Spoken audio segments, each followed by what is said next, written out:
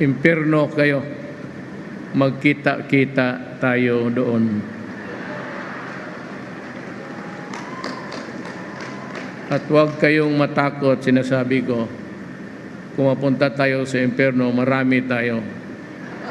At maraming magagandang, saan na pala nakapunta yung magaganda? Akala ko punta yan sa langit. Yung magaganda nandoon sa impyerno rin. Kaya ako, pag ako ang namatay, totoo, at magkasabay tayo sa gano'n, mag-parade tayo, punta tayo doon sa trono ni Satanas. Ang gawin ko sa harap ninyo, sampalin ko yung putang inang Satanas na yan at putulin ko yung yung ikog, yung buntot niya. Gawain natin balbakua. Sabayan natin ng inom doon. Wala yan. Huwag kayo matakot dyan kay Satanas.